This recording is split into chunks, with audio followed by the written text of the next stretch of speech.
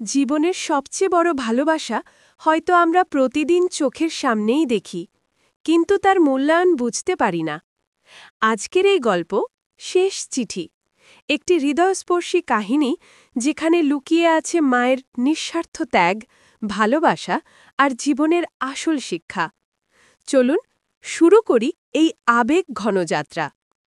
সোনাপুর ছিল ছোট্ট একটা গ্রাম। নামটা যেমন সরল, তেমনি জীবনটাও সরল। ভোরে কুয়াশা ও নরম সূর্যের আলো মিলে মাঠের ধানকে সোনালি করত। পুকুর ঘেরের ধারে শিউলি ফুটে থাকলে পুরো গ্রাম যেন এক আভাসে ভরে পড়ত। গ্রামের পথে বাঁকে মায়ের সোনামণি হাসি, বৃদ্ধের গলায় কাশে চাল বয়, শিশুদের খেলা, সবকিছুর মাঝেই লুকিয়েছিল জীবন। অর্ণবও সেই জীবনেরই অংশ। তার বাবা হরিদাস ছিল দিনমজুর, মাটি মানুষ, বিশাল কোনো বিশ্লেষণ কিংবা উচ্চ শিক্ষার মানুষ ছিলেন না। মা সরলা ছিল ধীর, মমতায় ভরা, হাতে বুকে কাজ থাকলেও চোখে সবসময় এক কোমলতা। অর্ণব ছিল তাদের একমাত্র ছেলে। ছোটবেলা থেকেই সে চঞ্চল, কৌতূহলী আর সবসময় প্রশ্ন করে বেড়াত, কেন? স্কুলের প্রথম সারিতে বসে সাদা শার্ট এবং ছেঁড়া বুট দেখে কেউ ভাবত না সে একদিন শহরের বড় কোনো প্রতিষ্ঠানে চাকরি করবে। কিন্তু অর্ণব স্বপ্ন দেখত বড়, নতুন শহর, নতুন মানুষ আর মায়ের জন্যে একটা উজ্জ্বল শাড়ি। শৈশবে সে মাকে বলতো, মা, আমি বড় হয়ে গেলে তোমাকে রেড শাড়ি কিনে দেব। তুমি সেই শাড়ি পরবে আর আমি তোমাকে ফুল দেব। মা হাসি দিয়ে বলতেন, যদি তুই হাসিস আমার শাড়ি আর ফুল লাগে না। গ্রামের জীবন ছিল ধীর, কিন্তু অর্ণবের মনে ছিল এক দ্রুতগতির আগ্রহ, জানার, শেখার, এগোনোর। স্কুলের বই খাতার চেয়ে ভিন্ন জিনিসে তার আগ্রহী গল্প বেশি। পশুর চিকিৎসা, গাছের নাম, শহরের কথা শোনার জন্যে বাড়ির লোকের কাছে ছোট ছোট গল্প শুনে সে নিজেই বড় স্বপ্ন বুনত। আর তার মধ্যে সবচেয়ে বড় অনুপ্রেরণা ছিল মায়ের চোখ। সরলা যখন রাতে ঘরের পেছনের বারান্দায় বসে চায়ের কাপে হাত রেখে পুরনো দিনের কথা বলতেন, অর্ণব করত নজর। মায়ের যন্ত্রণা, মায়ের হাসি, সবই যেন তার জীবনের দিশা। বয়স বাড়ল, সংসারের দায় বেড়ে এলো। হরিদাসের শারীরিক স্বাস্থ্যের অবনতি শুরু হলো ধীরে ধীরে। মাঠে কাজ করতে গিয়ে হারল শক্তি। ডাক্তার বলল, রক্তচাপ, কিডনির সমস্যা, অল্পই কাজ করা দরকার। আক্রান্ত পরিবারের বোঝা তখন সরাসরি সরলার কাঁধে তখন এসে পড়ল। সরলা কাঁদতেন না, সে কাঁদালে কাঁদলে কি কাজ হবে? তাই সে নীরবে হাল ধরলেন। অন্যের ঘরে কাজ করে, মুনিতে চাল বিক্রি করে নিজের অজান্তে খুঁটো কড়া করে রাখলেন, যেন বিছানা আবাসে ভেজা অনুভূতি না টিকে থাকে। অর্ণব শহরের পড়াশোনায় মন দিতে চাইলেও গ্রামটার দিশা তাকে বারবার টানের মতো ছুঁয়েছিল। বাবার অল্প অল্প অসুস্থতা, মায়ের ক্লান্তি এবং প্রত্যেক বিকেলে গৃহের দরজার বাইরে যে ধান কাটা লোকেরা আসে, সব কিছু। শহরে পড়াশোনা করার জন্য কলেজ ভর্তি হওয়ার সিদ্ধান্ত নিতেই অর্ণব মায়ের কাছে প্রতিশ্রুতি দিল, মা, আমি গিয়ে পড়াশোনা করব, একদিন বড় হয়ে ফিরে এসে তোমার সব ব্যথা মুছব, আমি তোমাকে সেই লাল শাড়িটা কিনে দেব। মা তার কপালে হালকা ছোঁয়া দিয়ে বললেন, যা রে, শুধু তুই ভালো থাকিস, বাকিটা সময় ঠিক করে দেয়। অর্ণব ঢাকা শহরের কলেজে গিয়ে দেখতে পেল কিভাবে জীবন ঘোরে। রাস্তায় ট্রাফিক, মানুষের ভিড়, রাত্রে খুবচি আলোতে পড়াশোনায় টিকে থাকার কষ্ট। সে ক্লাস শেষে টিউশনি দিত, কখনো কফি শপে বই খুলে একগোয়ে পড়ত, কখনো রাত্রে কাজ করত, সবই একটা লক্ষ্য পূরণে, মায়ের স্বপ্নের লাল শাড়ি। চিঠি ছিল তাদের একমাত্র সেতু। মা প্রতিটি সপ্তাহে চিঠি লিখতেন, কলও করতেন, কিন্তু চিঠির কাগজে মায়ের হাতের লেখা, কালিদাগ, ভেতরের খুঁটি খুঁটি কথাগুলো অর্ণবের জন্য এক ধরনের আশ্রয়। খেয়াল রাখিস, ঠিকমতো খাস তো, আমরা ভালো আছি। এই লেখাগুলো পড়লে অর্ণবের কণ্ঠে অচেনা শক্তি ফিরে আসত। কলেজের পরীক্ষার সময় অর্ণব রাত জেগে প্রস্তুতি নিত। তার পাশে টেবিলে লাগামহীনভাবে রাখা ছিল গ্রামের পুরনো ছবি, মায়ের হাসি, বাবার কাঁধের ওপর টাকার ছাপ। ওদের স্মৃতিগুলো অর্ণবের লেখা নোটবুকের পাতা পাতাতেই লুকিয়ে থাকত। টিউশনি করা, রিক্সা চালানো, সব মিলিয়ে অর্ণবের দিন ধারাবাহিক। কখনো একরোজ পরে লেখা প্রশ্ন পেলে সে নিজে কাঁদত। রাতের শেষে নিজেই বলত, এটাই তো উদ্দেশ্য, কঠিন হলেও এগো। একদিন কলেজে সে পরীক্ষায় খুব ভালো নম্বর পেল। চিঠি পেতে বাড়ি ফোন করতেই মায়ের কণ্ঠে কাঁপুনি আসল। খুশির খবরটা দিয়েছিস? অর্ণব বলল, হ্যাঁ মা, আপাতত ভালোই হয়েছে। মা কান্না চাপা দিয়ে বললেন, বাবা শুনলে খুশি হতেন। সেখানে একটা দীর্ঘ নিদ্রার নীরবতা, বাবার কথা নেই। অর্ণব বুঝেছিল বাবার অসুস্থতা বাড়ছে আর গৃহের পরিস্থিতি তত বেশি কঠিন হচ্ছে। তবু মন বলল, এখানে থেমে যাবি না। শহরে চাকরি প্রাপ্তির লড়াই শুরু হল। কয়েক বছরের অধ্যাবসায়ের পর অবশেষে চাকরির ইন্টারভিউতে নির্বাচিত হল অর্ণব। প্রথম বেতন নেবার দিনটি ছিল তার জীবনের একদিন। গর্বের সাথে সে ফোন করে বলল, মা, আমি চাকরি পেয়েছি। মায়ের সাদা হাত কানে তুলে রেখে বললেন, আমি জানতাম তুই পারবি। কণ্ঠে ছিল গা ভেজা গর্ব। অর্ণবের চোখ কেঁদে এলো। এই কষ্টের পর এই হাসি, এটাই ছিল তার আসল পুরস্কার। চাকরি শুরু হল, সঙ্গে বেতন। সে পঠিত লিখিত মানুষ হিসেবে ধীরে ধীরে প্রতিষ্ঠিত হল। কিন্তু মনের মধ্যে ক্ষতচিহ্ন কি ঠিকই রয়ে গেল। গ্রামের খবর, বাবার রোগ, মায়ের কষ্ট সবই সাথে টিকে ছিল। শহরের কোলাহল, অফিসের দায়িত্ব, আধুনিকতার ঝলক সব ছিল নতুন অভিজ্ঞতা। অর্ণব শপথ করেছিল প্রতিটি ইনক্রিমেন্ট থেকে কিছু টাকাই গ্রামে পাঠাবে। মাকে আর বাবাকে আর কষ্টে না রাখতে পারলে তিনি শান্তি পাবেন। কিন্তু জীবন যেমন হাসায়, তেমনি হুট করে অন্ধকারও নেমে আসে। একদিন রাতে কলেজ বন্ধ হয়ে বাড়ি ফোন এলো, মা অসুস্থ। সেই শব্দটি অর্ণবকে ছেড়ে দিল না। পরের সকালে ছুটে এলো গ্রামে। গ্রামের ধারে ঢোকার পথেই অর্ণবের কানে ভেসে এলো গরু ছাগলের কাটা আওয়াজ, মাটির গন্ধ আর কারো কারো মুখে সেই স্বভাবসুলভ উদ্বেগ। হাসপাতালে পৌঁছে দেখলেন মা শুয়ে আছেন, মুখ পাতলা, চোখ অন্ধকারানো। ডাক্তার বলল, অনেক দিন ধরে খারাপ অবস্থা ছিল, শরীরে দুর্বলতা বেশি, পরিস্থিতি সঠিক নেই। অর্ণব মায়ের হাত ধরে বলল, মা, আমি আছি, কথা বলো। মায়ের চোখে অচেনা এক প্রশান্তি ফুটে উঠল। তুই আছিস তাই আর ভয় নেই। মায়ের কণ্ঠ ছিল নরম, কিন্তু হাড় ধরে বলার মতো, আর একবার সেই লাল শাড়ি দেখাবি তো? অর্ণব না জানে কখন কান্না ধরে ফেলল। অবশ্যই মা, আমি আনব। কিন্তু জীবন কখনই এত সহজ নয়। অপারেশনের পর চিকিৎসকরা বলল মায়ের অবস্থা বিশেষ করে ভালো হবে না। অর্ণব বুঝতে পারছিল সময় দ্রুত ক্ষয় হচ্ছে। দিনে রাতে ঘোরাফেরা, ওষুধের খরচ, ডাক্তারদের পরামর্শ সব মিলিয়ে একটা অসীম চাপ নেমে এলো। মায়ের মুখে ছিল শান্তি।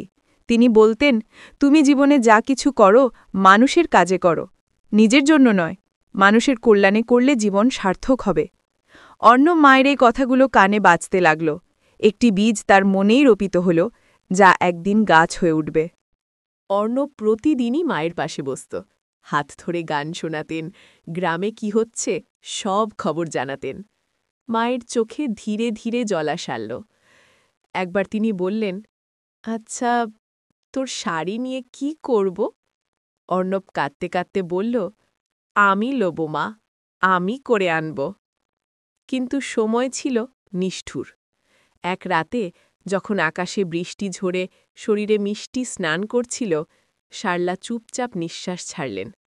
অর্ণব মায়ের পা ধরে বললেন, মা, ওই শাড়ি? মা হেসে বললেন, আমি তোর মুখটা দেখেছি, সেটাই আমার শাড়ি। তারপর তিনি চুপ করে গেলেন। জীবন যেন এক শান্ত নদীর মতো চলতে চলতে থেমে গেল।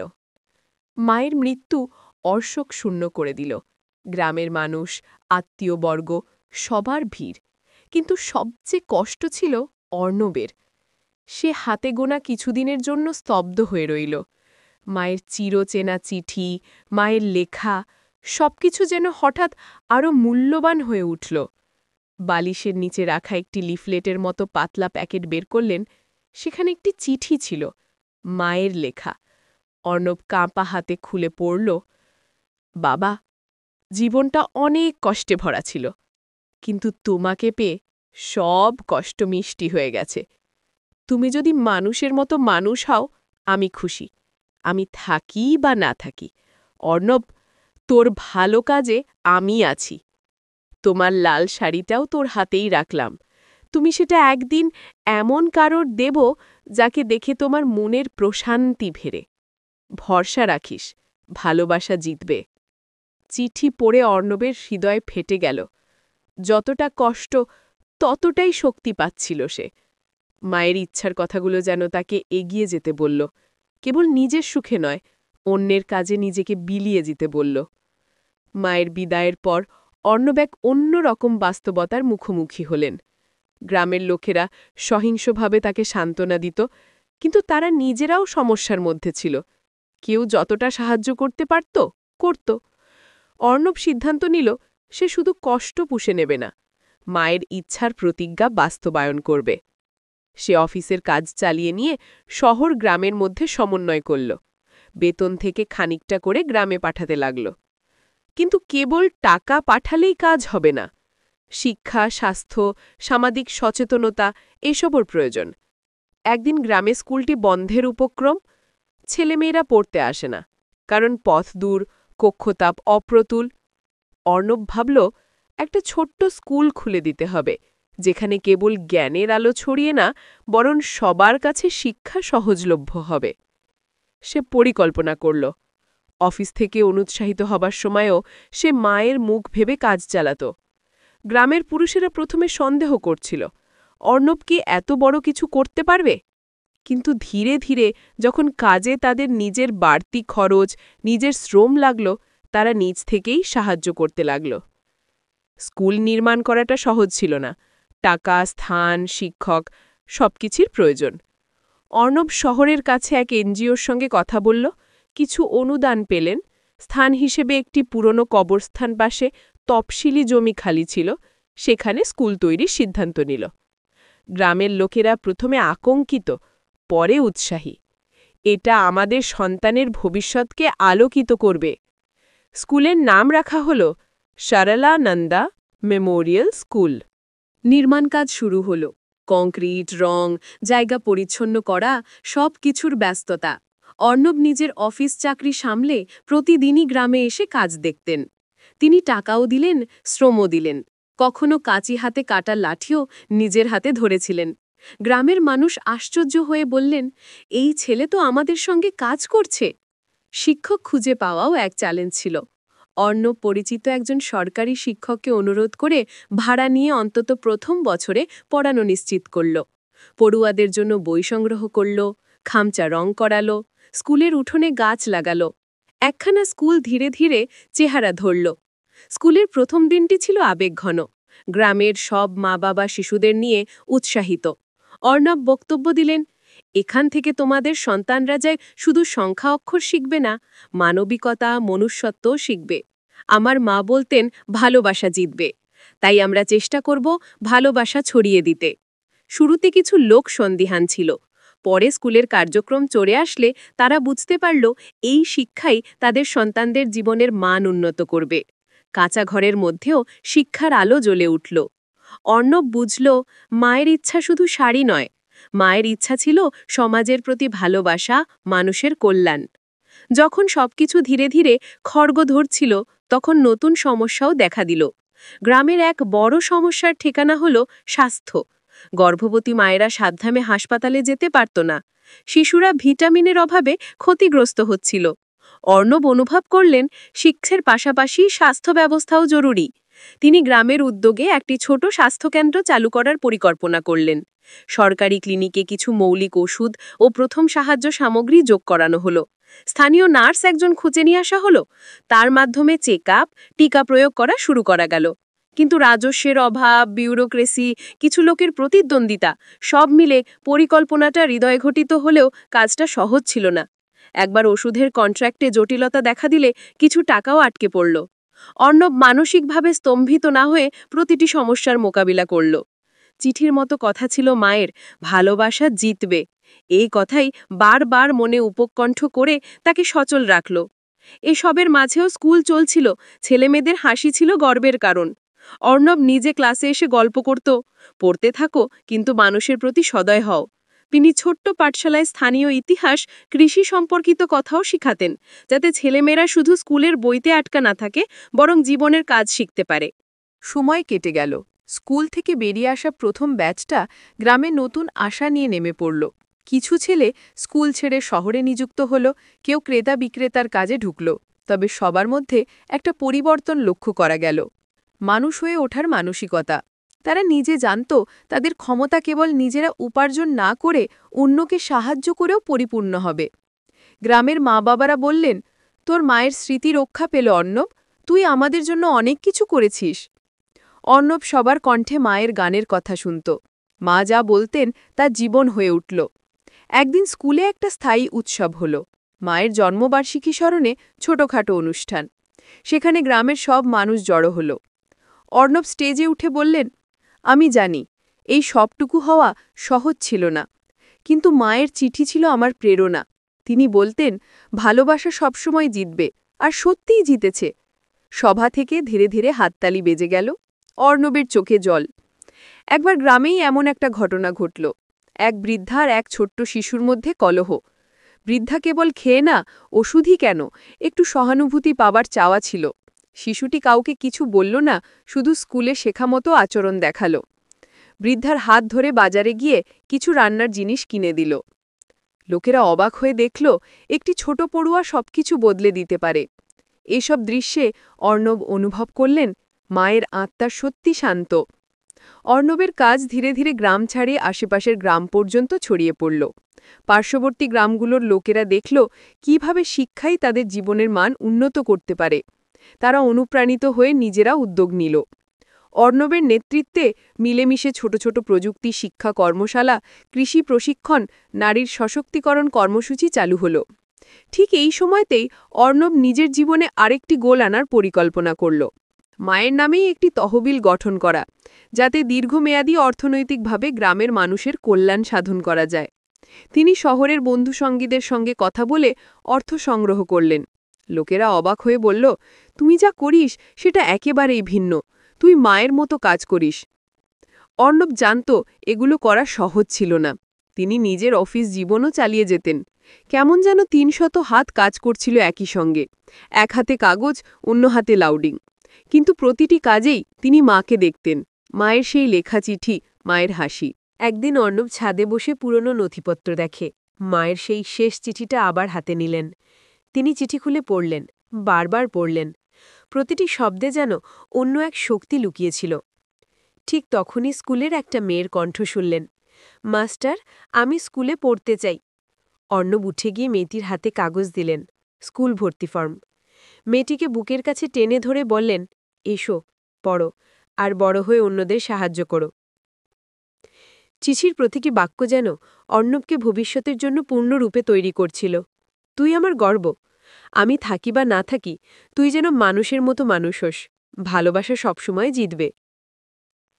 এই কথাগুলোর জোরেই অর্ণব বুঝলেন, মায়ের রিক্সা এক ব্যক্তিগত চাহিদায় সীমাবদ্ধ ছিল না।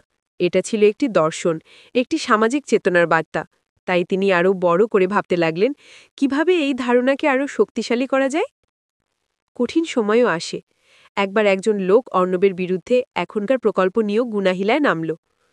তিনি বললেন, এইসব কাজ করলে কি গ্রামের সত্যিকারের উন্নতি হবে? কিছু লোক বাধ্য মনে করল অর্ণব শহরের মানুষ, তার বোঝাপড়া নেই। এসব কথায় অর্ণব দমে যাননি। তিনি নিজের কাজের ফল দেখালেন, স্কুলের ফলাফল, টিকাদান কর্মসূচি এবং স্থানীয় কৃষকদের ফলনে স্বচ্ছতা। আর একবারের মতো এক রোগী চিৎকার করে বলে উঠল, আপনারা তো সব বলছেন, কিন্তু কোনো হাসপাতালে চিকিৎসা নেই। অর্ণব তখন সন্তর্পণে বললেন, আমাদের ক্ষমতা সীমিত, তবে আমরা চেষ্টা করব। যদি আমরা একসাথে কাজ করি, সবার মধ্যে সামান্য চেষ্টা মিললে বড় পরিবর্তন আসবে। এগুলো হতাশাবোধের দিন ছিল, কিন্তু অর্ণব নারের কথায় ফিরে এসে বললেন, ভালোবাসা সবসময় জিতবে, আশা কখনো হারাবি না। তার পরিবেশে ক্ষুদ্রতর অভিযোগ থাকলেও বড় ছবিটা ধীরে ধীরে এগোতে লাগল। বছরগুলো গড়িয়ে গেল। স্কুলের প্রথম ব্যাচ থেকে অনেকেই উচ্চশিক্ষা করতে রাজি গেল। কেউ কৃষিতে নতুন পদ্ধতি প্রয়োগ করে মুনাফা বাড়াল, কেউ বাৎসরিক কাজে মন দিলেন। গ্রামের জীবন বদলে গেল। কেউ কেউ বলল, এখন আমরা আগের থেকে আরও শান্ত। অর্ণব নিজের ব্যক্তিগত জীবনে ছোট্ট কিছু সুখ পেলেন। একজন স্থানীয় কুটুম্বের মেয়ে রীতা তার পাশে দাঁড়ালেন। রীতা শিক্ষক, তিনি অর্ণবের কাজকে সমর্থন করতেন। দুজনে বিবাহ করে জীবনকে নিয়ম করলেন। ছোটবেলায় দেখা সেই লাল শাড়িও অর্ণব রাখতেন। মা যখন বেঁচে ছিলেন তখন তিনি তাতে খুব খুশি হতেও, এবং এখন সেটি আরেমন। তারা সিদ্ধান্ত নিলেন সেই শাড়ি শোভা পাবে না, বরং সেটি রাখবে স্কুলের প্রদর্শনী ঘরে, যেন নতুন প্রজন্ম তা দেখে অনুপ্রাণিত হয়। এক বিকেলে অর্ণব বেকার হয়ে ছাদে বসে রীতার সঙ্গে পুরনো স্মৃতিচারণ করলেন। তুমি জানো মা কি বলতেন? রীতা হাসলেন। তাই বলে আগের দিনগুলোর কথা কানে বাজে। অর্ণব নীরবে বললেন, তার চিঠি এখনো হাতে রয়ে গেছে, আমি প্রতিদিন নবায়ন করে পড়ি। রীতা চোখ মুছলেন। সেই চিঠি তোমার সব শক্তির উৎস। বছরগুলো নীরবে চলে গেল। এক সন্ধ্যায় অর্ণব খেয়াল করলেন তার মাথা সাদা হয়ে এসেছে, হাতছানি কুঁচকে গেছে। রীতা পাশে বসে চায়ের কাপটা ধরালেন। গ্রামের বাচ্চারা স্কুল চালায়, তারাই এখন অর্ণবকে ডাকে মাস্টার। একটি ছোট ছেলে তার কাঁধে চড়ে এসে বলল, মাস্টার, আজকাল কি করা ভালো? অর্ণব হেসে বললেন, ভালো হওয়া আর ভালো করার চেষ্টা করা। একদিন অরণ্য ঘরের ড্রয়ারে তিনি পুরনো চিঠি ক্যাপসুল করে রাখলেন। তারপর নিজের নাতি নাতনিকে বললেন, এই চিঠি পড়বি, এটা তোমার ঠান্ডা রাতের অগ্নিস্ফুরণ। তোর নানি নাতনির মতো মানুষ হো। নাতি কৌতূহলে চিঠি খুলল। অর্ণব মৃদু কণ্ঠে বললেন, পড়ো, এটাই তোমার পথপ্রদর্শক। চিঠির নিচে তিনি ছোট্ট একটা নোট লিখে রাখলেন, যদি কোনোদিন তুমি হারাও, ফিরে এসো মায়ের চিঠির কাছে, সেখানে সব উত্তর আছে। রাত্রির আলো নিভে গেল, কিন্তু গ্রামটি পুষ্পিত আলো দিয়ে ঝলঝলে হয়ে উঠল। স্কুলের মন্দির দিয়ে আলো পড়ে, ওনারাদের হাত ধরে ছেলেমেয়েরা ফুটবল খেলে। অর্ণব জানতেন তার মা আর নেই, কিন্তু তার কথা, তার চিঠি, তার ভালোবাসা সবকিছু আজও এক জীবন্ত শক্তি হয়ে গ্রামের প্রতিটি মানুষের হৃদয়ে বেঁচে আছে। শেষ চিঠি হাতে নিয়ে অর্ণব একটি দীর্ঘশ্বাস ছিঁড়ে বললেন, মা, তুমি ঠিকই বলেছিলে, ভালোবাসা জিতেছে। তার কণ্ঠে ছিল প্রশান্তি, চোখে ছিল শান্তি। বাইরের বাতাসে ধান ক্ষেতের সুগন্ধ মিশে আসে, একটি নতুন দিনের প্রতিশ্রুতি। এটাই ছিল শেষ চিঠি, একটি গল্প যা আমাদের মনে করিয়ে দেয় মায়ের ভালোবাসার গভীরতা আর জীবনের প্রকৃত মূল্যবোধ। আপনার যদি গল্পটি ভালো লেগে থাকে, তবে অবশ্যই লাইক, শেয়ার এবং কমেন্ট করতে ভুলবেন না। আরও হৃদয়স্পর্শী বাংলা গল্প পেতে আমাদের চ্যানেলটি সাবস্ক্রাইব করুন। ভালো থাকুন, সুস্থ থাকুন।